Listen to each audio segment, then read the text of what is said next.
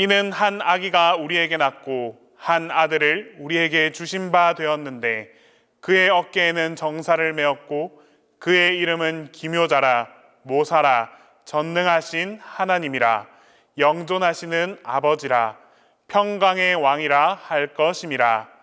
하나님은 영이시니 예배하는 자가 신령과 진정으로 예배할지니라.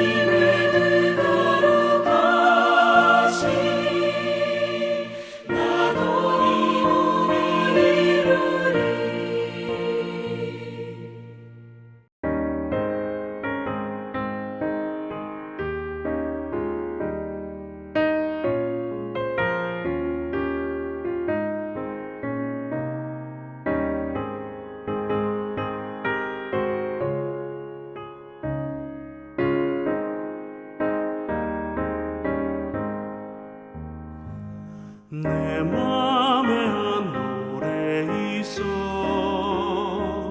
나 즐겁게 늘 부르네 이 노래를 부를 때에 큰 평화 임하도다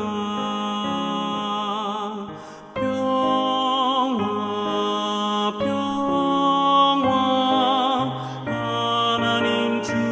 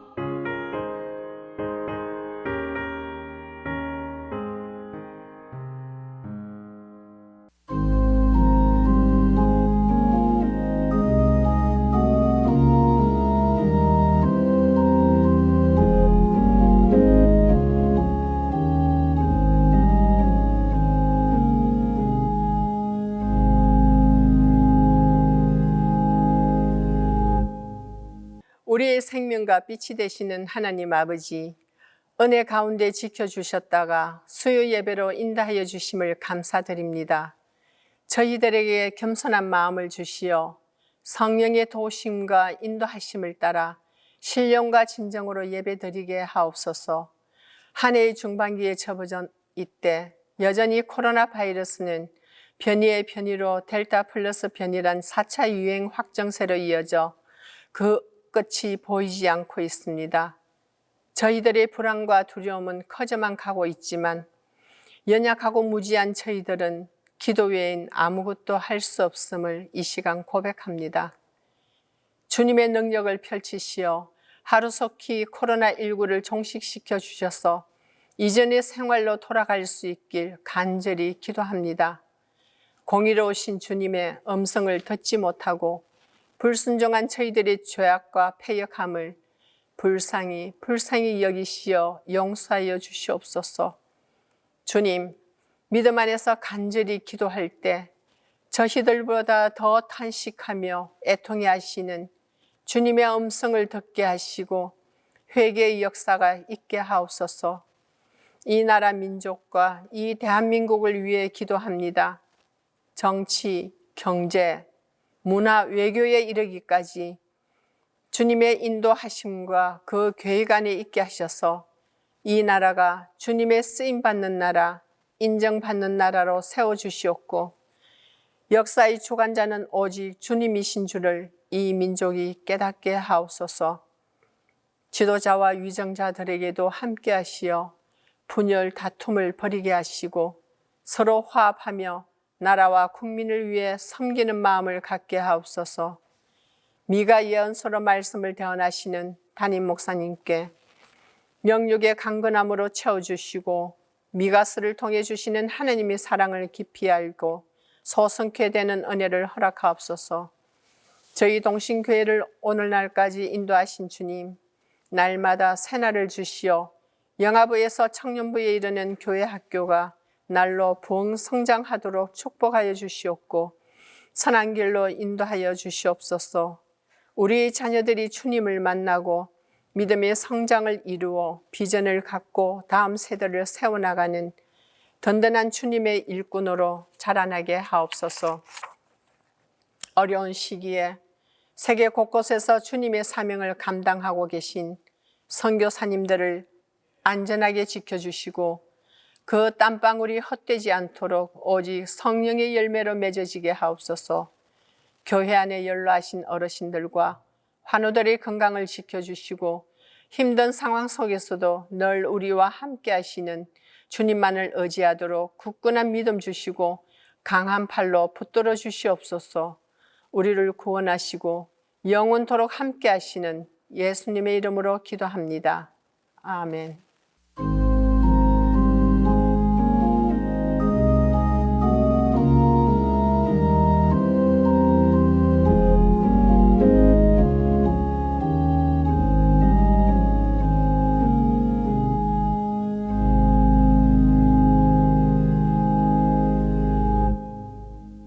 오늘 우리에게 주시는 하나님의 말씀은 미가 5장 2절에서 5절 전반절입니다.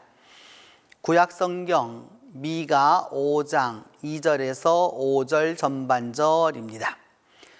베들레헴 에브라다야, 너는 유다 족속 중에 작을지라도 이스라엘을 다스릴 자가 내게서 내게로 나올 것이라. 그의 근본은 상고의 영원에 있느니라. 그러므로 여인이 해산하기까지 그들을 붙여두시겠고 그 후에는 그의 형제 가운데에 남은 자가 이스라엘 자손에게로 돌아오리니 그가 여호와의 능력과 그의 하나님 여호와의 이름의 위엄을 의지하고 서서 목축하니 그들이 거주할 것이라. 이제 그가 창대하여 땅끝까지 미치리라. 이 사람은 평강이 될 것이라. 우리에게 한 아기가 나셨고 우리에게 한 아들이 주어졌습니다. 그 어깨에는 정사를 메었고 그 이름은 기묘자, 모사, 전능하신 하나님, 영존하시는 아버지요 평화의 왕입니다.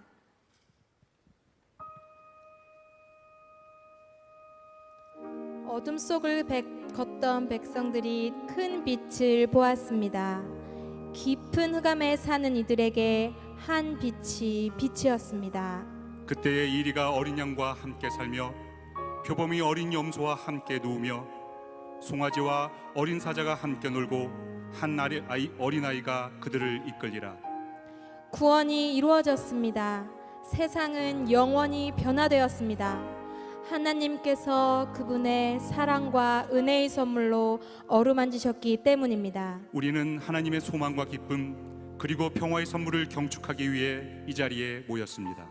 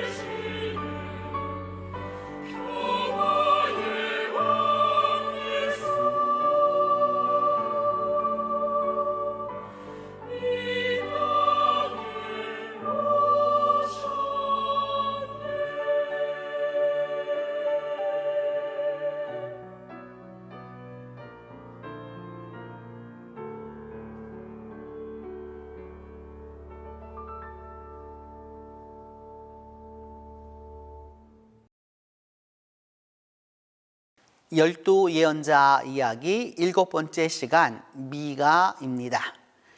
그는 평강이 될 것이라 라고 하는 이 제목으로 미가 5장 2절에서 5절 전반절 말씀에 근거해서 미가 예언자의 그의 삶과 또 그의 예언과 또 그가 말씀을 전했었던 핵심적인 부분들을 다루어 보도록 하겠습니다. 이제 미가 선지자의 이름과 고향에 대하여서 살펴보도록 하겠습니다. 히브리어 성경으로는 미가 하 모라시티라고 되어 있는데 우리말로 한다면은 미가 모레셋 사람이라는 뜻입니다. 그러니까 미가라고 하는 그 이름과 그의 고향이 나와 있는 거죠. 그러니까 모레셋이라고 하는 부분이 아주 분명하게 나와 있는 것인데, 미가라고 하는 이 말의 뜻은, 미라고 하는 말은 누구, 그다음에 가는, 그다음에 그 전치사로서 그 크를 말하게 되고 야가 뒤에 줄어져 있는 말입니다. 그러니까 사실은 미가야라고 말해야 되는데 그것을 가지고서 미가라고 이렇게 축약형으로 쓴 것입니다. 누가 여호와 같겠느냐라고 하는 그 이름인데, 다른 말로 표현한다면은 그 여호와 같은 분은 아무도 없다, 제일 강대하시다라고 하는 그런 의미를 갖게 됩니다. 그래서 유다 그 당시에 그 미가 당시에 그 이스라엘과 유다의 모습을 살펴보면 꼭 이와 같은 모습으로 되어 있습니다. 남쪽이 이게 굉장히 좀 작고 그 다음에 북쪽으로 이렇게 되어 있는데 그 모레셋은 구체적으로 어디인가라고 하는 것을 살펴볼 필요가 있겠죠.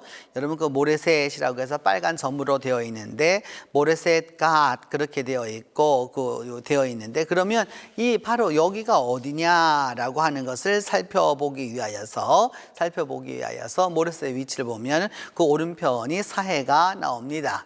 그 사해가 유다라고 하는 걸 알 수 있고 라기시 밑에 라기시 밑에 갓이라고 하는 동네 가드라고 하는 동네가 있고 그 다음에 이것은 모레셋 가드라고 모레셋 갓 그렇게 또 불리워 왔던 것입니다.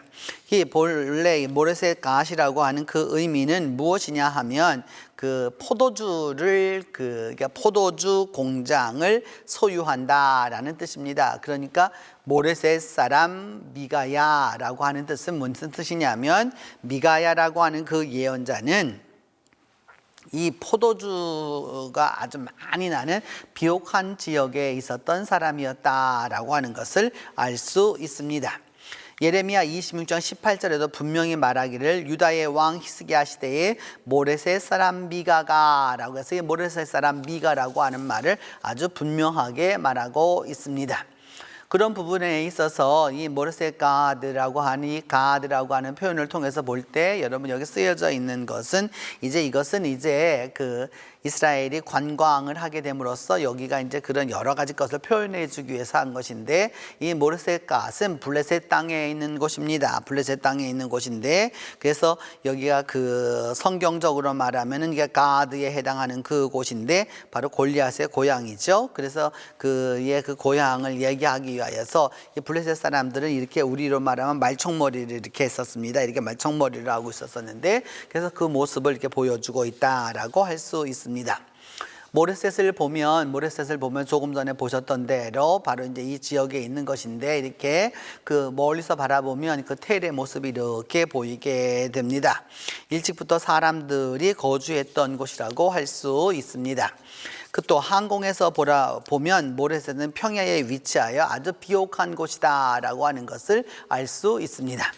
그래서 좀 더 그 안으로 들어가서 보게 되면 제3청동기 시대 이쯤에 가면 그 대개 한 200년에서 300년 그 어간쯤 되게 되는데 그 이때에 있어서의 그 당시에 사람들이 살았던 모습들을 보게 되면 바로 그와 같은 집들이 있었고 이 모레셋 지역에 바로 이와 같은 모습이 있었다라고 하는 것을 우리가 이제 알 수 있습니다. 더불어서 이곳을 발굴하면서 이것을 가드라고 하는 모레셋 가드 이렇게 표현할 때 그 가드라고 하는 것은 그 누구의 고향이냐? 바로 골리앗의 고향입니다.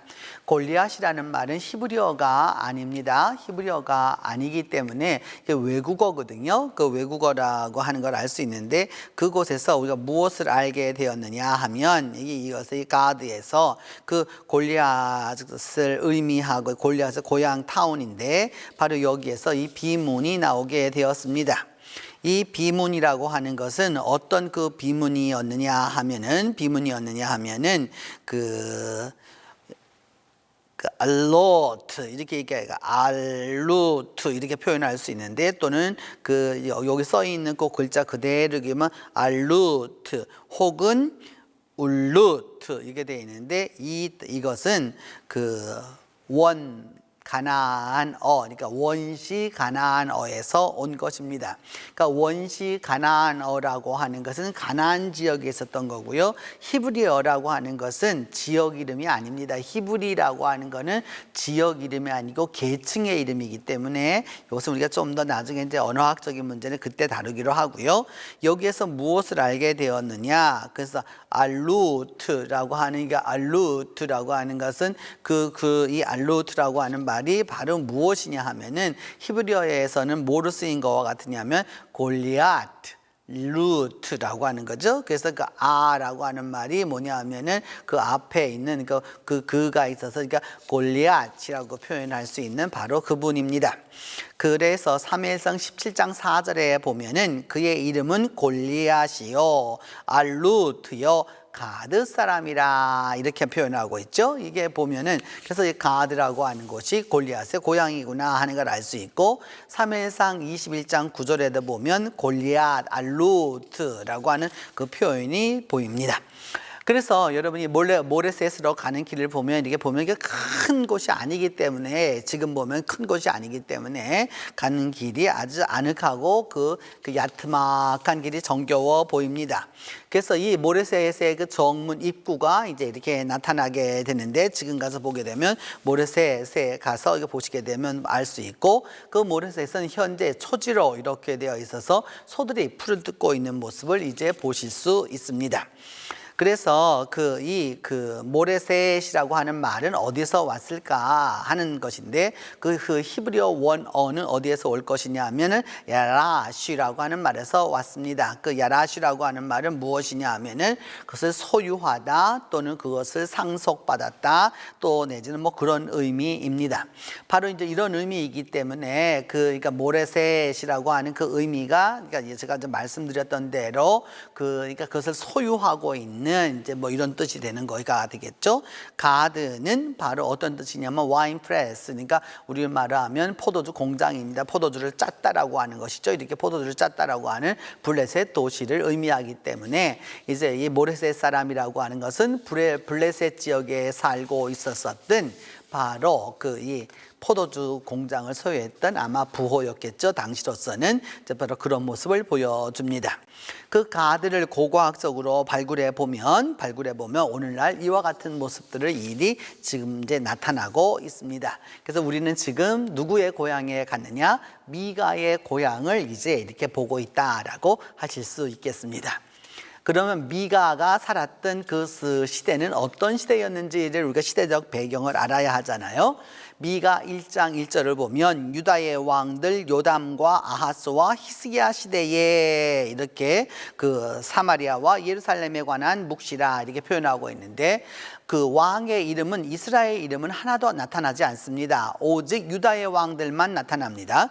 요담과 아하스와 히스기야 시대라고 얘기하고 있는데 지금 여기에 여러분 그림에 보시는 대로 그 미가 1장 1절에 나오는 요담과 아하스와 히스기야라고 하는 이 왕들의 모습이죠. 그건 한 70년 가까운 60년 가까운 모습인데 그 오른편 위의 것은 바로 아하스의 인장이고요. 그 밑에 것은 히스기야의 인장입니다. 이것을 말하면서 예루살렘과 그 사마리아에 관한 그러니까 미가 예언자는 북왕국의 멸망과 또 더불어서 이쪽에 남쪽에 그 예루살렘에 대하여서도 말씀을 전했던 선지자라고 하는 사실을 알 수가 있습니다.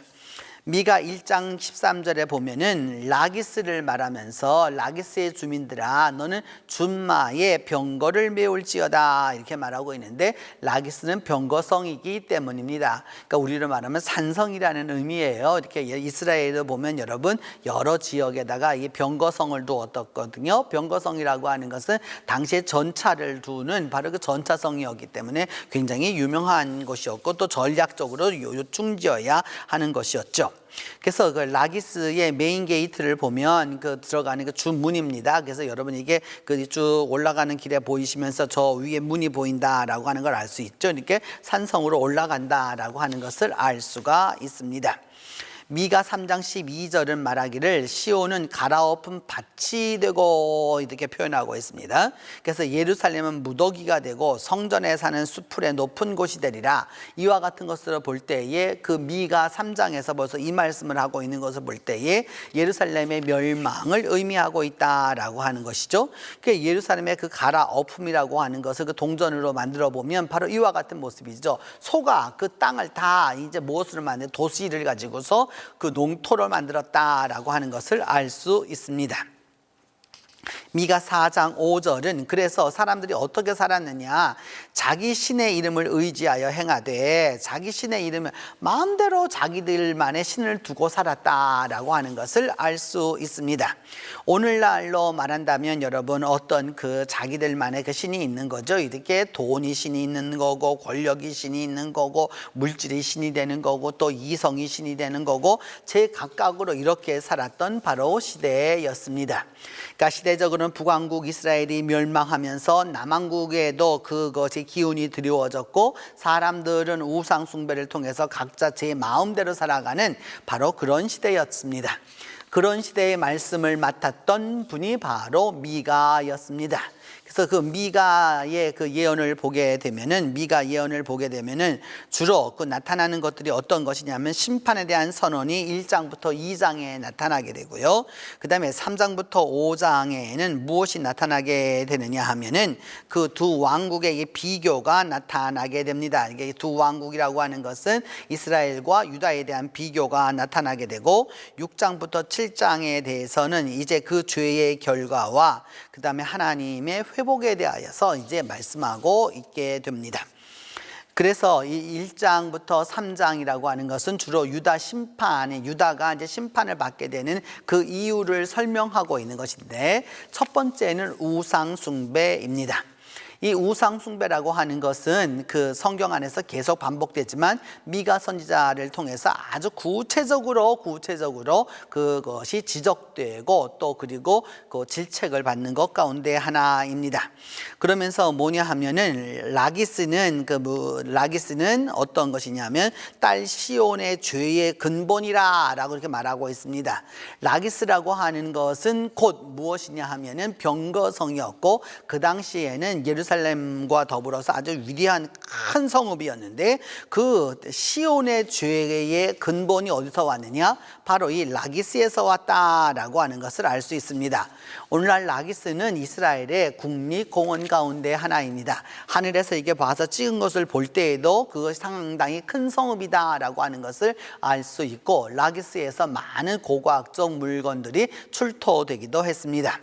미가 1장 7절을 보면은 그래서 그 우상들이 있고 음행이 있었고 목상이라고 말하고 있는데 아쉐라를 말하게 되겠죠. 그 다음에 그 기생의 값으로 모아, 이 기생이라고 하는 것은 그냥 우리가 생각하는 기생이 아닙니다. 성전에서 살고 있는 여사제들을 일컬어서 옛날 우리 성경을 번역할 때는 다른 말이 없었기 때문에 이와 같은 것으로 표현했던 것이죠. 그래서 그런 것들이 있었다라고 하는 것을 알 수 있고, 라기스에서 그런 구체적으로 어떤 것들이 있었는지를 고고학적으로 살펴보면 이게 라기스에서 출토된 바알상입니다. 지금부터 그러니까 약 3100년 전쯤에 있었던 그 바알상의 모습들이 나타나게 되고요. 예레미야 44장 17절로 보면은 하늘의 여왕에게 분향한다. 하늘의 여왕이 있다라고 하는 거죠. 하늘 여왕이 있어서 하늘의 여왕에게 그것을 분향했었다라고 하는 것을 알게 되는데, 하늘의 여왕을 알기 위해서는 우리가 신들의 그 족보를 조금은 알아야 합니다. 이 신들의 족보를 알기 위해서는 이거 고대 수메르 시대를 지나서 아카드 시대를 지나가지고서 이 시대에까지 오도록 하는 동안에 있어서 이 하늘 여왕이라고 하는 부분이 아주 중요하게 되는 것이죠. 왜냐하면 이 하늘 여왕이라고 하는 하늘의 왕후라고 이렇게 표현된 이 부분이 뭐냐 하면 이 당시 메소포타미아 지역에 있던 사람들에게 있어서는 반드시 남성신과 여성신이 있어야 되는 것이죠. 그 남성신과 여성신이 있어야 되었었을 때에 그 신들의 모습들을 보고서 우리가 이제 이해할 수 있습니다. 메소포타미아 사람들은 수메르 시대 이래로 아카드 시대를 거쳐서 또 그리고 아수르 시대를 거쳐가지고 계속해서 내려오는 것 가운데 이쪽 지역 사람들에게 있어서 이 하늘 황후 내지는 하늘 왕후라고 번역된 이 단어 중에서 그 최초의 언어는 키입니다. 키. 이게 하늘에도 남성신이 있고 그 다음에 그 여성신이 있다고 믿었죠. 그래서 그 남성신은 뭐라고 불렀느냐면 아니라고 불렀고요. 여성신은 키라고 불렀습니다. 그래서 하늘 왕후라고 하는 것은 하늘에도 남성신과 여성신이 있어서 사이가 좋아야지 이 하늘이 이게 그 제대로 역할을 하는 거지, 그렇지 않으면 제대로 역할을 할 수 없다라고 이분들은 생각했기 때문에 그런 부분에 있어서 어떤 것이 것이 있었느냐 하면 이 키라고 하는 부분을 위하여서 신들을 섬겼었다라고 하는 것을 알 수 있죠. 그래서 그 성경에 또 보면은 그래서 하늘의 여왕이라고도 표현을 했습니다. 하늘의 여왕을 위해서 과자를 만들었다. 오늘날은 과자가 그렇게 큰 의미를 갖고 있지 않지만 여러분, 성서시대의 과자라고 하는 것은 일반인은 먹을 수가 없는 것이었기 때문에 굉장히 귀한 것을 만들었다라고 하는 것을 알 수 있습니다. 그래서 소위 지금 우리가 말하는 키라고 하는 모습을 우리가 볼 수 있을까라고 하는 것을 고고학적으로 살펴보니까 여러분, 이게 퀸 오브 더 나이트라고 해서 나와 있는데 뭐냐면 지금부터 약 한 3,800년 전에 있었던 그 구바벨론 제국 시대에 있었던 모습 가운데 하나입니다. 그래서 그 여신이 있죠. 그래서 이게 황소 뿔을 쫙 갖고 있고 그 다음에 이게 이 모습을 보여주고 있는데, 그래서 사자의 모습들이 쫙 나타나고 밤이기 때문에 그 올빼미를 다 두어가지고 했었던 이런 하늘 황후를 모셨다라고 하는 것을 알 수 있습니다. 또 더불어서 예레미야 7장 31절에는 또 어떤 일을 벌였느냐, 흰놈의 아들 그 골짜기, 지금에도 우리가 가서 그 게헨나라고 표현되고 있는 예루살렘에 있는 그 골짜기의 이름이잖아요, 여러분. 거기에다 도벳사당을 건축하고 자녀를 불살랐다라고 말하면서 우리가 무식하다라고 그렇게 말하면 안 됩니다.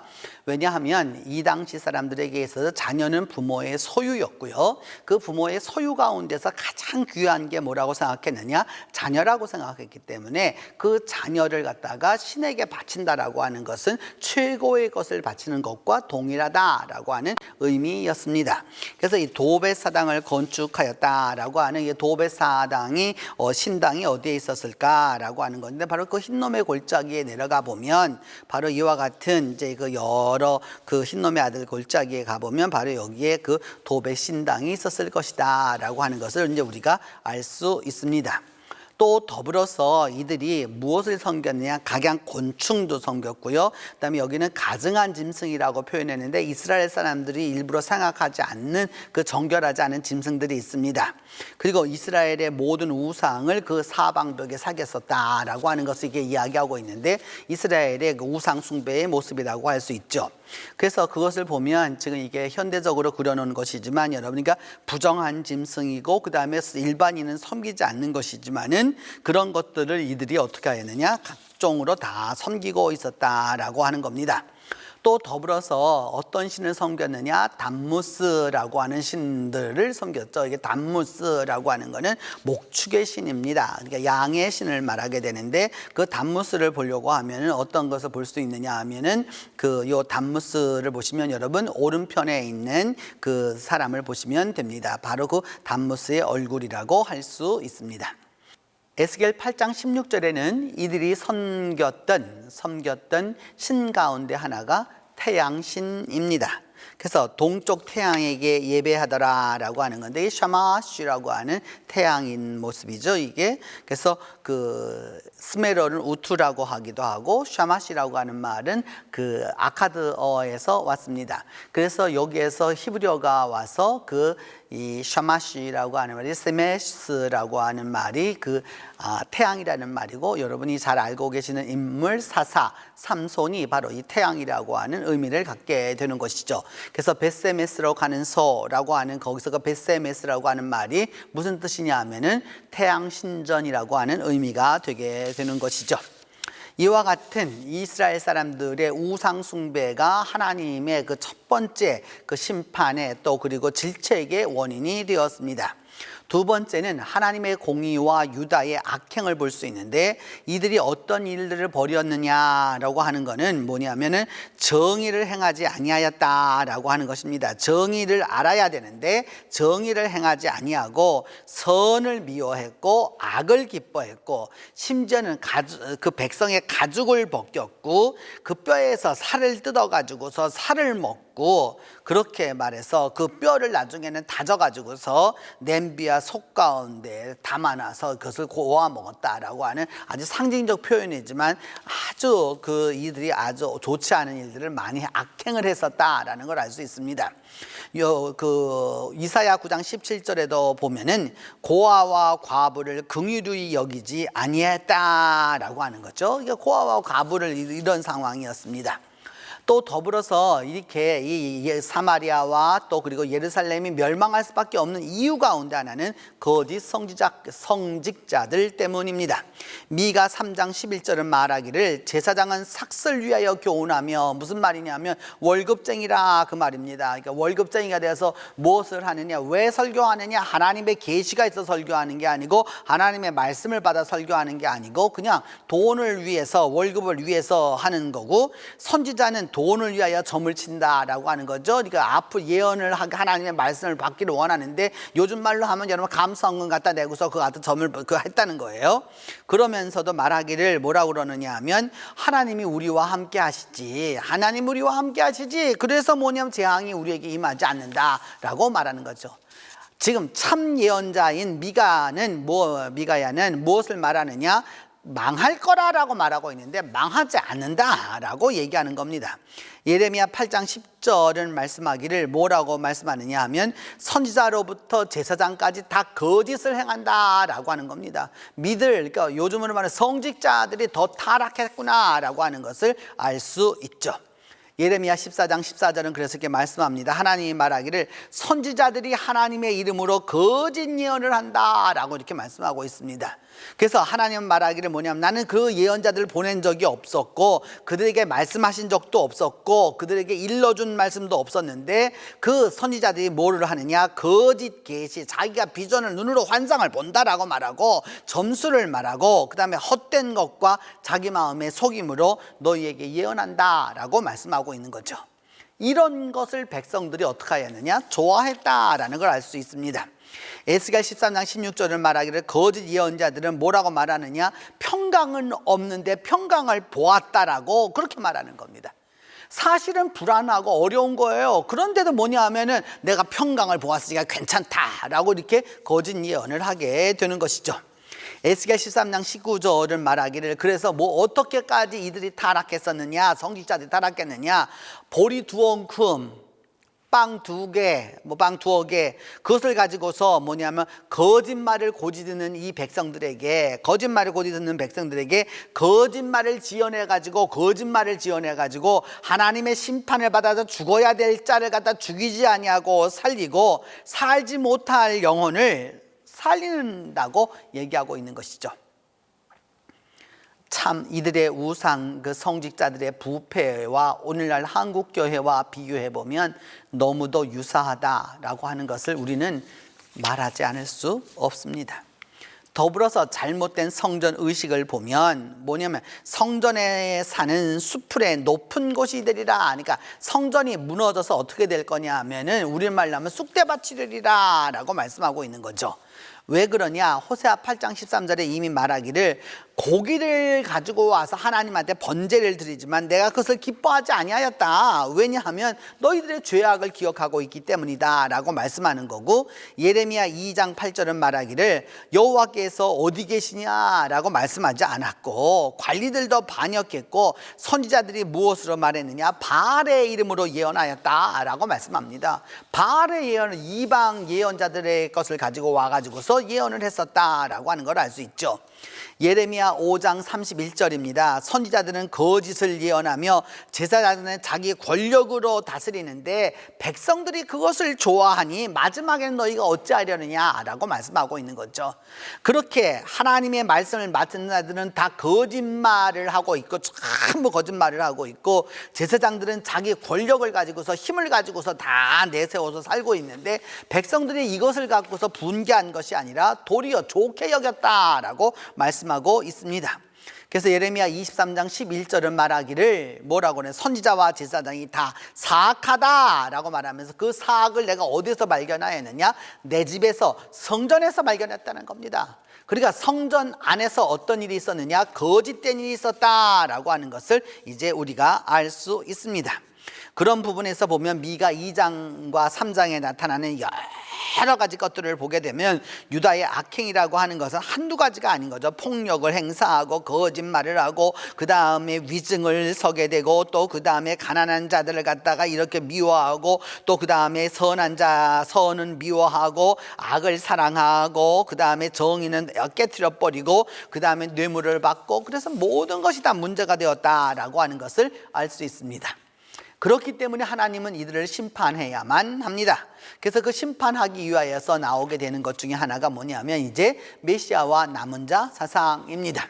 메시아라고 하는 것은 이렇게 타락하고 이렇게 망가져 있는 이들을, 그래서 그냥 하나님은 그냥 버리기만 하실 거냐? 아니고 구원자를 보내주실 거라는 겁니다. 그것이 바로 메시아이고, 그리고 모든 사람이 다 부패한 것 같지만, 그래서 우리가 엘리야에도 나오잖아요, 여러분. 이제 다 바알에게 무릎 꿇어가지고 오직 한 사람 나만 남았다 그러니까 하나님 말씀하기를 그런 소리 하지 말아라. 7,000명이나 있는데, 근데 그 7,000이라는 거는 단순 7,000을 말하는 게 아니거든요. 7이라고 하는 수도 완전수이고 1,000이라고 하는 수도 완전수이기 때문에 그런 소리 하지 마라. 하나님이 다 남겨놓은 자들이 있어 라고 하는 이 남은 자 사상이 이제 나오게 되는 것입니다.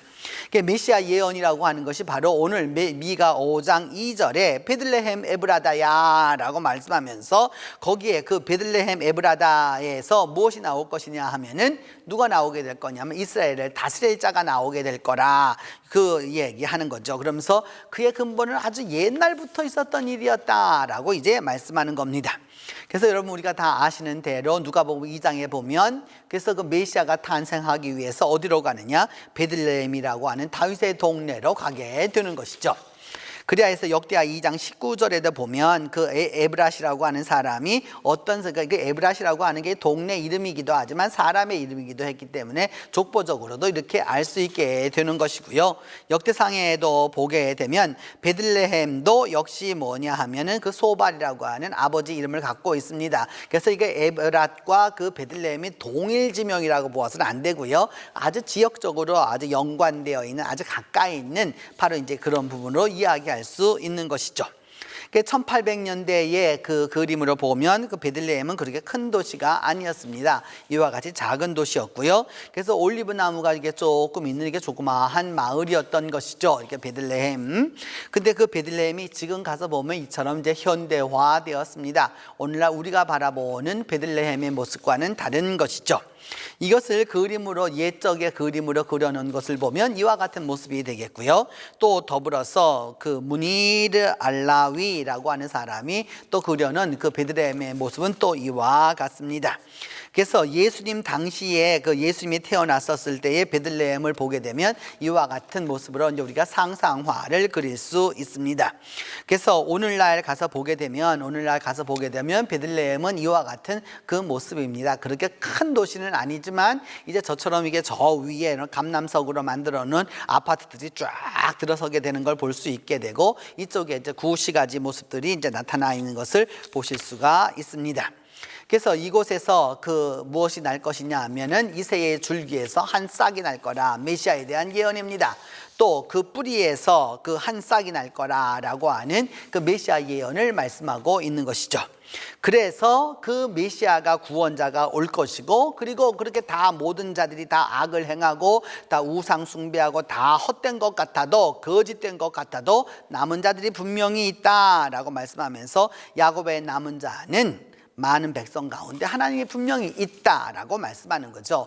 오늘날 교회가 부패했다라고 그래도 여러분 여전히 기도하는 그리스도인들이 있고 참된 그리스도인이 있다라고 하는 말과 같은 것입니다. 그래서 야곱의 남은 자는 이스라엘에만 있는 것이 아니라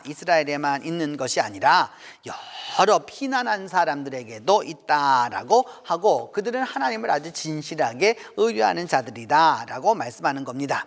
스바냐 2장 9절을 보게 되면 내 백성의 남은 자들이라고 말씀하면서 이렇게 이제 말씀하는 것이죠. 그러면서 이제 이 남은 자들을 이야기하면서 이제 미가는 하나님이 원하는 게 무엇이냐라고 하는 것을 6장에서 다루게 됩니다. 하나님이 원하시는 게 6장 3절을 보면 뭐라고 말씀하냐 하면은 이스라엘 백성을 향하여서 하나님이 말씀하기를 내가 도대체 너희들에게 무엇을 하였느냐, 내가 너희들에게 도대체 무엇을 말하였느냐, 너희들에게 무엇을 말하였느냐라고 말씀하시면서 하나님에 대한 그 말해보라라고 말씀하면서 하나님에 대한 올바른 인식을 가지라고 이제 얘기하는 거죠. 하나님이 원하는 거는 무엇이냐라고 하는 거냐면, 하나님이 정말 구하는 거는 정의를 행하고 인자를 사랑하며 겸손하게 하나님과 함께 행하는 것이다라고 이렇게 분명하게 말씀하고 계시는 것이죠. 그래서 아모스 4장 4절로 5절을 보면은 여러분 이 백성들이 가가지고 베델과 길갈에 가서 죄를 더하고 아침마다 그 번제를 드리고 3일마다 11조를 드리고 나중에는 감사제를 드리고 그 다음에 낙헌제를 막 드리지만은 그는 너희가 기뻐하는 바지 하나님이 기뻐하는 바가 아니다라고 이미 말씀하셨던 것이죠.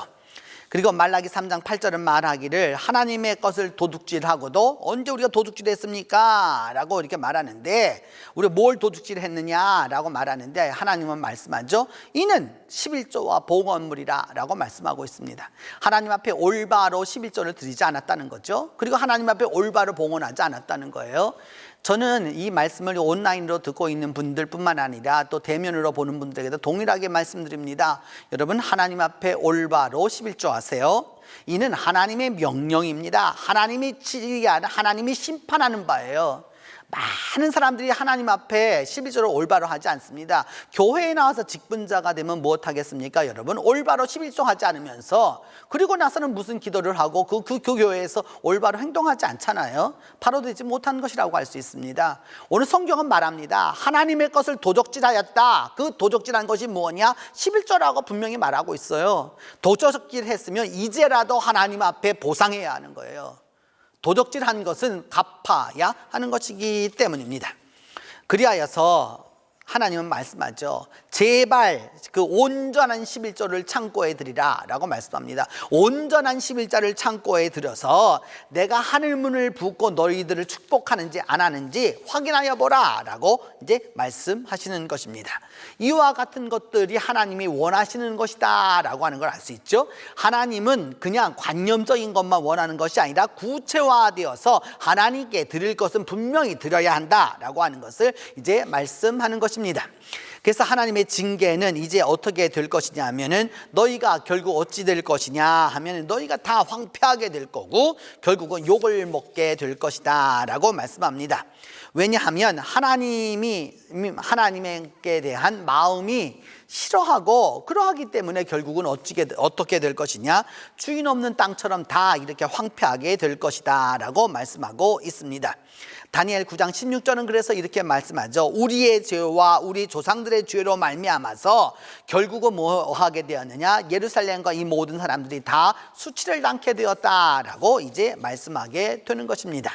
이것이 바로 미가 선지자를 통해서 이야기하는 바입니다.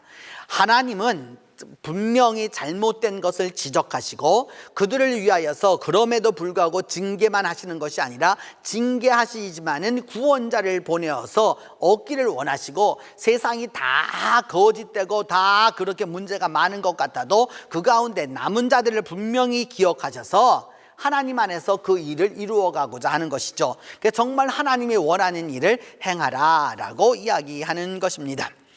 미가라고 하는 선지자에 대하여서 이 미가의 무덤을 찾아보았는데요. 미가의 무덤을 찾아보았는데 사실 그 이스라엘에 가면은 카불이라고 하는 이제 아랍어로 되어 있는 것이죠. 이게 카불이라고 하는 도시가 있는데 그 갈릴리 북서쪽에 있는 곳입니다. 카불이라고 하는 이런 도시인데 이 이스라엘 카불에 가보면 그 미가의 무덤을 얻게 됩니다. 카불시는 이게 2017년에 찍은 것인데 새롭게 만든 도시예요. 그러니까 오래된 도시가 아니고요, 여러분. 그곳에 가면 이 미가의 무덤이 이렇게 있습니다.